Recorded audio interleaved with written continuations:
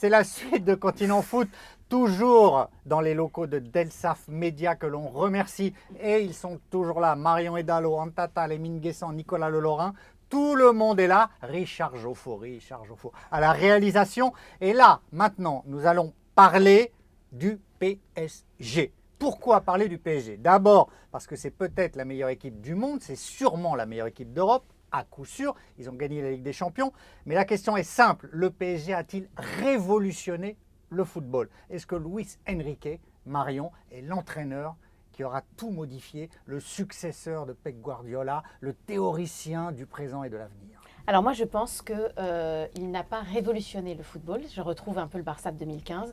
En revanche, de ne laisser aucune chance quand même à l'adversaire, parce que la finale contre l'Inter, c'est ça, c'est ne laisser aucune chance à l'adversaire, c'est être beaucoup plus tueur. Et bien, je trouve que Luis Enrique a pris de la maturité, c'est normal, 10 ans sont passés, et je pense qu'effectivement, il est meilleur qu'il y a 10 ans. Mais de là à dire, il a révolutionné le football, je retrouve quand même le grand Barça, et c'est très bien d'ailleurs, hein, il n'y a pas de problème là-dessus. Émile, le mouvement permanent, le pressing, la fin de l'ego et l'avènement du collectif, c'est une révolution quand même? La révolution, c'était en 1974 avec le football total des Hollandais. Hein. Exactement, l'Ajax Amsterdam, bon, ça ne nous rajeunit pas, des années 70. Ben oui, je sais. Non, mais c'est vrai, j'y ai pensé quand on a parlé de mouvement, l'Ajax Amsterdam, donc avec ce football total où il y avait la volonté de chacun d'occuper tous les postes et le maestro Johan Cruyff au milieu, avec des joueurs d'exception, des entraîneurs d'exception et une équipe qui écrasait le football européen. 3 titres de... À l'époque, c'était la Coupe des clubs champions consécutifs. Alors le PSG, dynastie ou pas maintenant?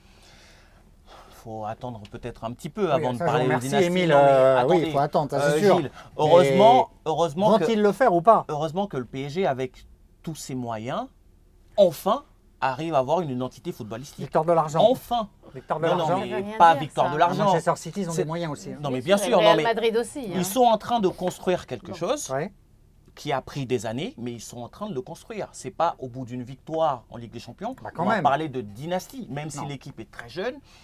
Luis Enrique, il a eu un vécu avant, il aura peut-être un vécu après. On ne sait pas ce que va donner l'équipe. Mais vous plaisantez ou quoi? Vous êtes encore en train de vous exciter sur l'OM 93? Non, mais on ne parle pas de l'OM 93. C'est n'importe quoi. Mais sur l'Ajax des années 70. Mais qu'est-ce que ça veut dire? D'accord. Expliquez-moi, Marion, qu'est-ce que ça veut dire une dynastie après une victoire en Ligue des Champions? Ça veut dire quoi? Est-ce que pour le grand Milan, les Chicago Bulls en NBA, comme Kansas City en football américain, etc. C'est des dynasties qui s'installent dans la durée. Ça marche, mais quand est-ce que le Milan AC a commencé à être un club mythique? Au bout de 3 victoires en Ligue des Champions. 89, 90, 91. Voilà, j'ai plus les années en tête. Mais on a attendu une confirmation avant d'employer ces grands termes. Moi, je trouve ça un peu tôt pour une équipe qui a gagné enfin pour la première fois de parler de Nicolas, dynastie ou pas, est-ce que le PSG révolutionne le foot avec Luis Enrique à sa tête? Alors, je ne pense pas que Luis Enrique ait révolutionné le football, mais il a révolutionné le football au PSG.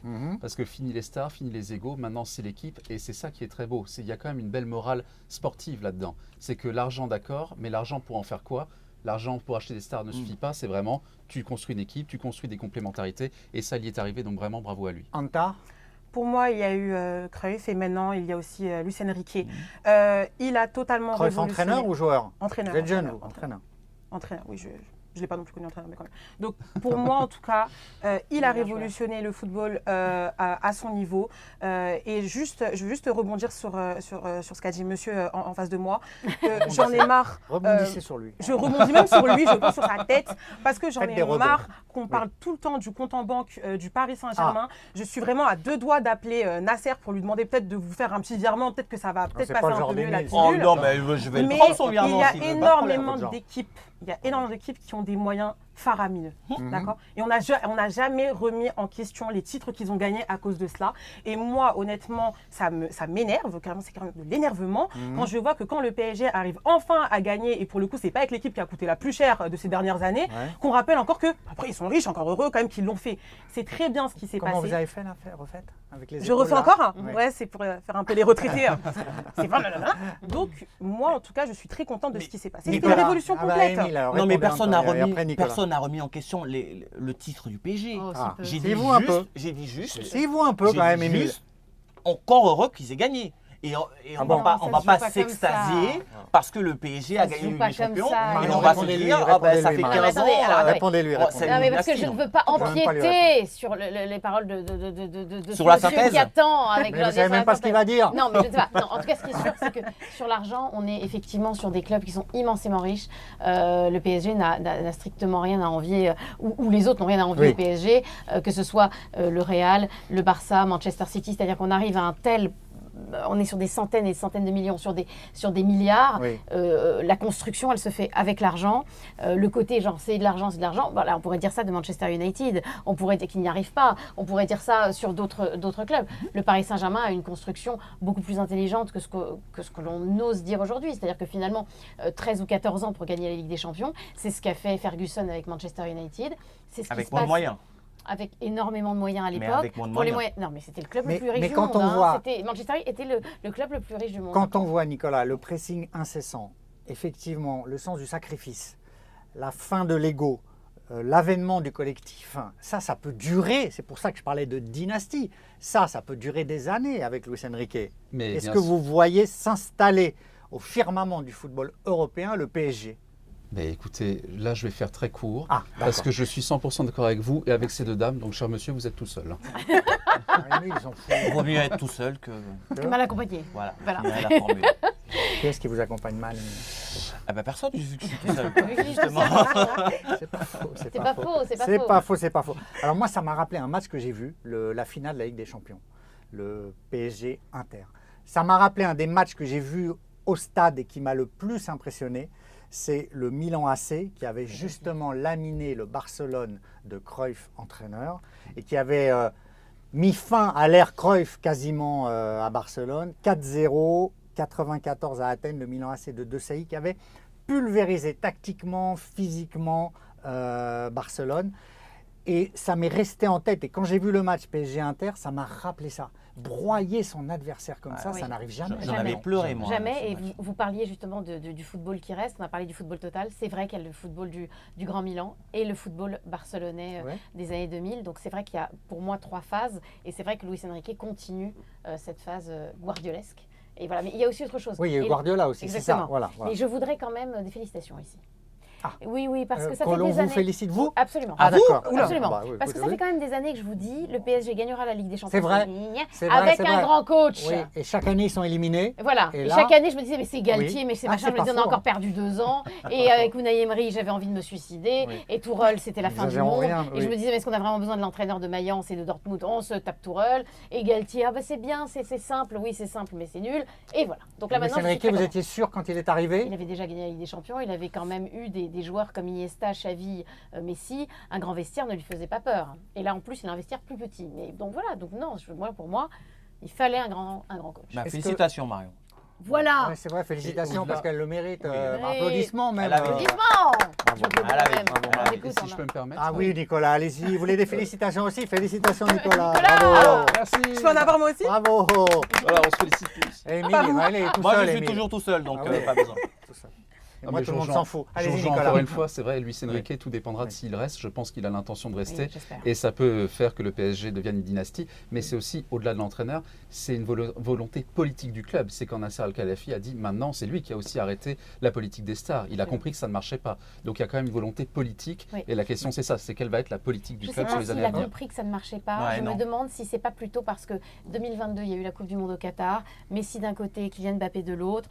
On arrivait au bout d'un cycle, on peut mettre un petit peu moins sur le Paris Saint-Germain. Je pense qu'au départ, c'était pensé comme ça.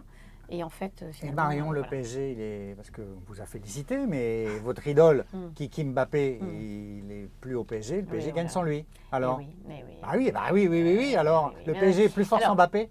Alors là encore, je parlais de choses esthétiques, mais Mbappé a beaucoup grossi en quelques années. Si vous regardez beaucoup, si vous reprenez les images de 2018, je vous invite à faire. Il a énormément grossi, donc il n'est plus explosif. La force de Kylian Mbappé, c'était comme Lamine Yamal ou comme Ousmane Dembélé, c'est-à-dire une espèce de finesse, de choses comme ça, hyper explosif. Et sa vitesse faisait qu'on était impressionné. Là, je trouve que... Voilà, moi, on m'a beaucoup dit, mais dans l'institution réelle, ça sera totalement différent. Non, c'est pas différent. Bon, voilà, il faut qu'il soit là maintenant dans les grands matchs. Émile, plus fort sans Mbappé, le PSG? Clairement. Pourquoi? Parce qu'on n'avait pas l'impression d'un PSG sans pitié avec Mbappé. On avait peur du PSG parce qu'il y avait Mbappé en contre, ça pouvait faire mal à tout moment. Et un peu avant, il prenait trop de place ou pas? Bien sûr. Ah bon, bah tiens. Si monsieur hésite, moi je peux le dire, il prenait trop de place. D'accord, très bien, je suis d'accord avec vous. Voilà. Vous n'êtes pas tout seul. On essaie de faire une équipe. Aujourd'hui, je vous tiens la main. Aujourd'hui, moi, je vous tiens la main. Monsieur a hésité. Oui, Monsieur a hésité. Monsieur a hésité, je suis venue pour lui tenir la main. Et je ne pense pas que le problème de Mbappé, c'était son IMC. Je pense plutôt que c'était son cerveau et son boulard et son ego. Parce que le problème de Mbappé, c'était surtout qu'il ne voulait pas jouer avec l'équipe. Souvent, il était très perso. Et c'est bien ça qui a fait défaut à cette équipe. Parce qu'au final, moi, tout ce que je retiens de cette équipe du PSG de cette année, c'est que l'argent n'a ni acheté leur humilité, ils n'ont fait aucun drama et Nasser n'a pas dépensé plus d'argent pour ça. Et surtout, il a réussi à créer une vraie cohésion d'équipe sans argent. Nicolas Lelorin. Tout est dit. Oh, mais arrêtez avec ça. Non, mais ce que je peux dire. Non, mais là, qu'est-ce que vous voulez dire? J'en sais rien, moi. Ce que je vais dire, c'est oui, Mbappé prenait trop d'attention. Enfin, trop d'attention, c'est même pas le problème, mais en tout cas, il faisait effectivement pas les efforts pour l'équipe. Tout était, et pourtant, ça me fait mal de critiquer Mbappé parce que j'adore Mbappé. Il nous a fait quand même rêver. Mais oui, il faisait pas les efforts pour les replis défensifs. On sentait pas que l'équipe ne faisait pas corps comme elle le fait aujourd'hui. Et c'est de ça dont le PSG avait besoin. Donc oui, le PSG est plus fort sans Mbappé. Voilà la synthèse. Oui, attention, parce que là, ça fait 2 fois que vous voulez faire la synthèse de la synthèse. Attends, Émile. C'était pas mon intention. Émile, je vous donne la parole, mais vous avez intérêt à être intéressant. Non, mais c'était pas mon intention. Ça va être compliqué. C'était pour un petit retour en arrière. On a parlé de révolution du football avec Luis Enrique qui a peut-être révolutionné le football. Oui. Moi, je pense qu'il s'est révolutionné lui-même. Parce qu'en fait, les efforts que ne faisait pas Mbappé avec le PSG, Messi ne les faisait pas non plus avec le Barça. Pourtant, il a réussi à gagner avec cette équipe. Ça veut dire qu'entre 2015, l'équipe d'Espagne qui a lamentablement échoué à la Coupe du Monde et le PSG, il a sûrement repensé sa façon de voir une équipe, Luis Enrique. C'était plus le tout pour la possession, c'était plus le tout pour le pressing, mais c'était une espèce de repositionnement de l'attaquant. On a plus vu des faux neufs qu'autre chose, qui ont fait que du coup, même sans effort défensif de la part du numéro 9 en question, là c'est Gonzalo Ramos, l'équipe quand même tenait la route. Ce n'était pas le cas avec Barcelone où c'était tout pour la possession. Là, au PSG, c'est un petit peu plus différent. Oui. On se garde la possession quand même. Synthèse de la synthèse. Oui, mais c'était pas que ça. Cette année, c'était pas que ça. Dernier mot, Marion. C'est un football de possession, le PSG, il nous dit n'importe quoi. Enfin, c'est pas possible. J'ai pas dit que c'était pas un football de possession. Je vous quitte. Est-ce qu'on peut parler d'Afrique? Est-ce qu'on peut parler d'Afrique? Voilà, la Coupe. Vous voulez dire que tout ce qu'on a fait avant nous intéressait pas? En total, merci. Alors, l'Afrique, Coupe du Monde des clubs, nul. Émile, 4 clubs, 4 fiascos. Oui, 4 fiascos. Oui, c'est surtout le fiasco de Motsepe, le président le président de la. Ben oui, non mais Marion, arrêtez de pouffer. Alors allez-y. Il a un club. C'est votre coup de gueule, Émile. Il a un club finaliste de la Ligue des Champions africaine en 2025. Mamelodi Sundowns. Très bien. Qui a lamentablement perdu en finale de la Ligue des Champions cette année. Oui. Qui représente en partie l'Afrique et qui ne fait rien. Oui. C'est juste la preuve que ce président est nul. Très bien. Mais ça fait depuis le début de son premier mandat que je le dis. Oui, il est nul. Oui. C'est juste un pantin de monsieur de la FIFA, là. Et c'est tout. Pour l'Afrique, les bienfaits pour l'Afrique, depuis que Motsepe est à la tête de la CAF, ils sont invisibles. Vraiment. Et ça continue dans cette Coupe du Monde des clubs. Moi, je trouve qu'il dit n'importe quoi. Voilà. Pourquoi? Elle est fan de Motsepe. Ils ont été nuls. Non, mais bien sûr, ils ont été nuls pour d'autres raisons.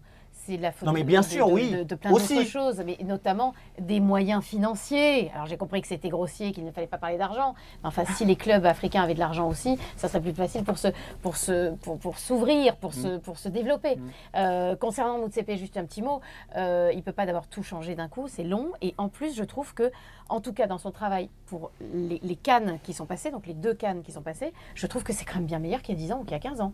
Si on revoit les images de la CAN, de la dernière CAN, oui. Voilà. Alors là, je pense qu'au niveau Marion, des pelouses et au niveau de l'organisation, c'était meilleur qu'il y a 10 ans. Marion, là, c'est la suite de notre débat. Vous êtes directement passé. Mais non, mais c'est très bien, mais pas du tellement tout. Rapide. Au contraire, vous avez fait la liaison. Mais là, on parle des équipes nationales. Oui. Les équipes nationales africaines sont nettement mieux structurées, organisées, sont nettement plus talentueuses que les clubs africains. Là, il faut du fric. Les clubs africains ont été nuls. Les sélections sont très bonnes. D'ailleurs, à la prochaine Coupe du Monde, il y aura 9 équipes, il y a 9 groupes, 9 équipes africaines, plus une 10e qui devra passer par des barrages compliqués.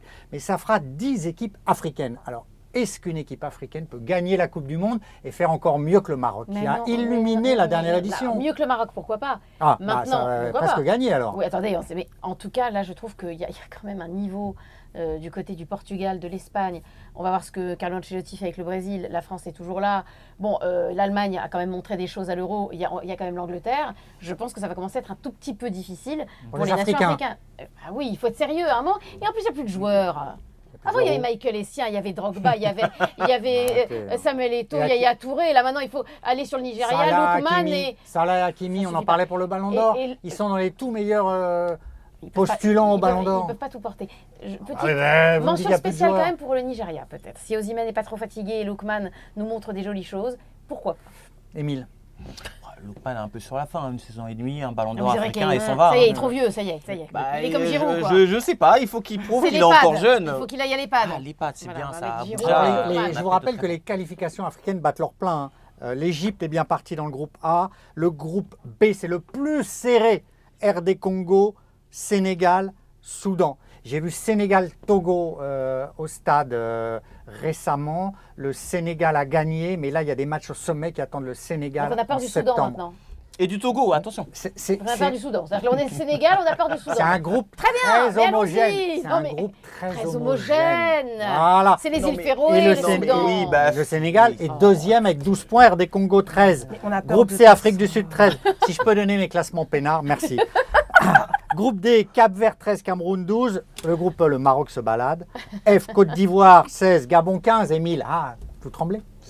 Toujours, avec les éléphants de Côte d'Ivoire, toujours. Il faut toujours trembler avec ces... Dans le groupe G, Algérie 15, Mozambique 12. Dans le groupe H, la Tunisie à 16 points. Et dans le groupe I, le Ghana 15 et les Comores 12. Ça peut être potentiellement serré. Et donc, il y aura un barrage. Votre Nigeria, non, c'est pour... Je vous ai pas interrompu parce que vous étiez talenteuse, mais il n'est pas... Voilà, mais il sera.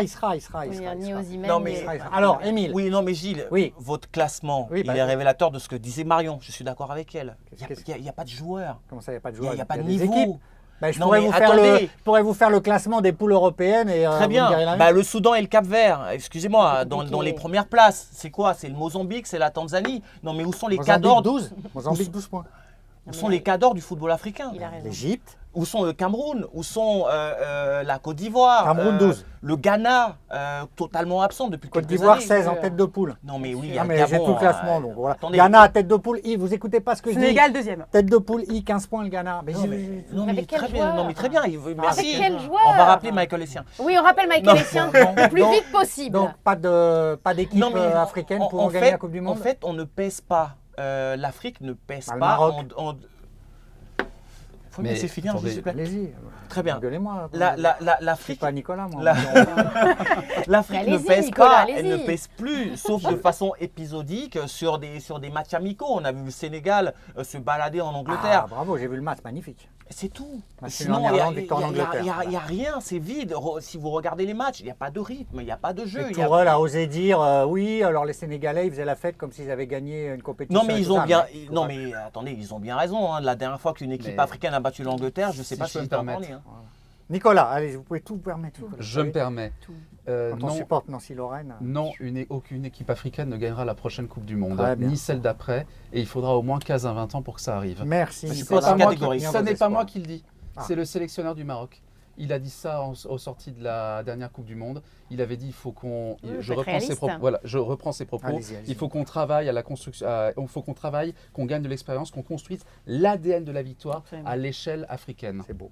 Oui, alors Regragui a souvent raison. Simplement, moi je fais quand même une différence entre l'Afrique, entre guillemets, du Maghreb et arabe et l'Afrique subsaharienne. Pour moi, ce sont deux continents presque différents, y compris dans le football. Enfin, c'est pas du tout la même chose. Ben oui, c'est pas pareil, c'est pas parce que c'est le même continent. Le Portugal et la Suède, pareil non plus. Non, mais la Suède ne sert à rien. Qu'est-ce qu'il y a de La Suède différent ne sert à rien. Comment ça, la Suède ne sert à La rien? Suède ne sert à rien. Moi, je vous compare l'Égypte et le Sénégal, qui sont deux grandes équipes, deux grandes nations de football. Voilà, vous me faites le Venezuela et l'Argentine. C'est pas ça que je vous dis, moi. D'accord, très bien. Ah non, mais vous êtes absolument pas sérieux. Okay. Moi, je vous dis qu'au niveau de l'Afrique subsaharienne, effectivement, on en est très loin. Voilà. Maroc, on ne sait pas, on verra. Bah, on n'en était pas si loin il y a quelques temps. C'est ça qui est dommageable. Ah, si, pour la Coupe du Monde, si. Non, mais attendez, souvenez-vous quand même du Ghana qui était à 2 doigts de sortir l'Uruguay en 2010. Oui. Souvenez-vous. À 2 doigts. Donc, c'est le cas de le dire, c'est 2 doigts qui l'ont empêché. On n'en était pas si loin non plus en 2002, quand le Sénégal a fait sa superbe épopée en battant la France. Si, on en était loin quand même. Oui, on est un peu loin quand même. Non, mais ce que je veux dire, c'est qu'il y a toujours eu. Il y a eu par le passé des grandes équipes africaines. Ça, non, mais des grandes équipes africaines en Coupe du Monde. Anta. Je vous trouve tellement pessimiste avec l'Afrique que ça. Quelle équipe? Avec toutes les équipes. Non, mais quelle équipe peut gagner la Coupe du Monde? Mais surtout la mienne, surtout le Sénégal. D'accord. Surtout que faut soit déjà le se qualifier. Sénégal. Hein. On y est presque, Après, c'est le cas de le dire, oui. On fait ça pour laisser un peu de suspense au Congo, mais on va y aller, il n'y a pas de problème avec cela. Même la Côte d'Ivoire, vous dites il n'y a plus de grands joueurs, il n'y a plus de joueurs phares, mais les équipes sont en train de se reconstruire maintenant. Il y a des nouveaux, il y a des petits jeunes, ils sont en train d'arriver. Ils vont sûrement arriver. Les petits jeunes, dès qu'il y a des petits jeunes, elle adore. Il n'y en a pas un qui... Parce qu'ils ont mon âge, je me sens inclus. Il n'y en aura pas un qui sera dans les 30 du Ballon d'Or. L'année dernière, il n'y avait que le fameux Lokman qui était dans les 30 du Ballon d'Or. Je veux dire, ça veut tout dire. Il n'y aura pas un quoi? Un joueur africain. Bah si, il y a Salah et Hakimi. On revient subsaharien, oui ou non? On parle de quoi là? Alors, si vous voulez comprendre, nous, on fait la différence. Lui, il parlait d'Afrique. Il y en a déjà 2. Nous, on ne fait pas de différence. Il n'y a que vous qui faites la différence. Pour moi, il n'y a pas de frontière. Si, il y a une grande. Il n'y a pas de frontière. Il n'y a pas de frontière. Il n'y a pas de frontière. Oui, je ne suis pas convaincue. Au-delà de l'Afrique. On va aller en Égypte, on n'est pas forcément totalement. Non, mais parce qu'Anta a l'air de faire comme si l'Égypte, c'était chez elle. Le Caire, c'est sa maison. L'Afrique, c'est chez moi. Tunis, elle arrive, elle rentre comme ça. Elle a son riad à Marrakech. Si vous saviez. Excusez-moi. Si vous saviez. Moi, en tant que Lorrain, je me sens très exclu, là. Ne vous sentez pas exclu, très cher. Qui va gagner la Coupe du Monde? Moi, je miserais sur l'Espagne. Enfin, mon top 3, c'est Espagne, France, Angleterre. Okay. Espagne parce que on a vu à l'Euro, franchement, c'est fluide, c'est huilé, c'est beau, c'est magnifique. Portugal? Non, l'équipe trop vieillissante. Je les sens Il nous pas. fait une honte totale. Anta, qui va gagner la Coupe du Monde? Je n'aime pas forcément les vieux, c'est vrai. Moi, personnellement, on a toujours vu que ça arrivait très souvent, que souvent quand une équipe gagnait l'Euro, derrière la Coupe du Monde, elle ne la gagnait pas. Donc je ne mise pas forcément sur l'Espagne. Donc dans ce cas-là, je mise sur mon numéro 2, donc la France. Ok, Marion? Voilà, quelqu'un qui est un peu patriote aussi sur la France, c'est bien. Je suis patriote avec l'Afrique et la France. Et la France, très bien, on aime beaucoup. Alors moi, je mettrais, ça va être un top 4, allez, soyez gentils. Allez. Donc Portugal, Espagne, Brésil. Oui. Ancelotti. Brésil? Brésil avec Ancelotti. Oui. Portugal numéro 1? Oui. Ouais. Pourquoi? Parce que je trouve qu'ils ont une génération absolument fantastique, que ce soit Bernardo Silva, que ce soit Nuno Mendes, que ce soit João Neves, que ce soit et Vitinha, et même devant, il y a le magnifique Fernandez qui est extraordinaire, magnifique. Voilà, avec l'aide peut-être d'un Cristiano Ronaldo, même sur une jambe, qui pourra faire 10 minutes, comme ça, montrer 10 minutes pour finir. Excusez-moi, personne n'a parlé de l'Argentine. Ah bah non, c'est fini là. Parce qu'on est fini vieillissante. Ah oui. Vieillissante, pardon. Là, c'est vieillissant. Là, on peut y aller, là, c'est vieillissant. Le dernier bal de Messi? Oui, et même de Lautaro Martinez. Il faudrait qu'il s'arrête avant, Messi. Bon, je pense pas. Je pense qu'on aura Messi et Ronaldo à la Coupe du Monde. Ah oui. Non, mais ce sont les deux premiers joueurs à disputer 6 Coupes du Monde. Non, mais j'ai pas dit qu'il n'allait pas y aller, j'ai dit qu'il faudrait qu'il n'y aille pas. Mais bon. Ça, il décidera lui-même. Écoutez, non, mais il est arrivé, il a bouclé la boucle, c'est bon. Il est potentiellement là le meilleur joueur de l'histoire, potentiellement. Mais il y a encore Pelé avec ses 3 Coupes du Monde, potentiellement. Mais là, si jamais il remporte une deuxième Coupe du Monde, là, c'est au panthéon du foot. Mais il ne peut pas s'arrêter là. Non, mais soyons sérieux 2 minutes. En qualification, l'Argentine galère avec les petites nations. Merci. Attention. Donc, mais ils survolent leur groupe. Ils sont en tête de groupe. Alors, mais vous voyez les matchs ou pas? Moi non. Bon, très bien. Je les vois pas, je suis honnête, les victoires 1-0, même s'ils ont tout gagné, ils galèrent quand même pendant les matchs. Donc, c'est pas un Messi qui survole la compétition et l'Argentine qui survole la compétition. Le Brésil ne gagne même pas les matchs. C'est encore pire. D'ailleurs, je me demande pourquoi Marion et Dalo les mettent dans... Je pense qu'elle a fait son classement à l'envers. Marion, pourquoi le Brésil? Pourquoi le Brésil? Parce que d'abord, c'est sur le continent américain. Oui. et que je pense que ça joue quand même un tout petit peu. Ensuite, je crois beaucoup en Carlo Ancelotti. On a parlé des très grands entraîneurs. Pour moi, c'est quand même celui qui va se présenter qui est le meilleur dans les sélectionneurs dans le monde. Ensuite, il y a quand même une génération brésilienne. Il y a le petit Rafinha qui est extraordinaire. On a parlé du Barça tout à l'heure, mais enfin, il aide bien Lamine Yamal. Qui va prendre des points à Yamal au Ballon d'Or. Exactement. Donc, il y a Rafinha qui est extraordinaire. Moi, j'enterre pas Vinicius. Je pense qu'avec Kylian, ça le fait pas, mais moi, j'enterre pas Vinicius. Et puis, les gardiens restent quand même Alisson. Alors c'est vrai qu'à City ça va moins bien, mais je pense quand même qu'il y a quand même une très belle génération brésilienne. Nicolas? Pour le Brésil? Non, pour la synthèse. On parlait de la synthèse. Il faut tout recommencer à chaque fois. La synthèse. Ah oui. Moi, j'ai déjà donné mes pronostics. L'Espagne, la France, l'Angleterre. D'accord. Merci pour cette synthèse, Nicolas. Il vaut mieux arrêter quand on entend ça. Non, mais c'est la fin. Oui, c'est trop tard. C'est la fin de Continent Foot. Et on se retrouve prochainement. Merci à Frédéric Delalande de Delsef Média. Merci à Richard Geoffroy à la réalisation. Merci Marion, Anta, Émile et Nicolas Lelorrain. À très bientôt pour un nouveau Continent Foot. On vous embrasse tous.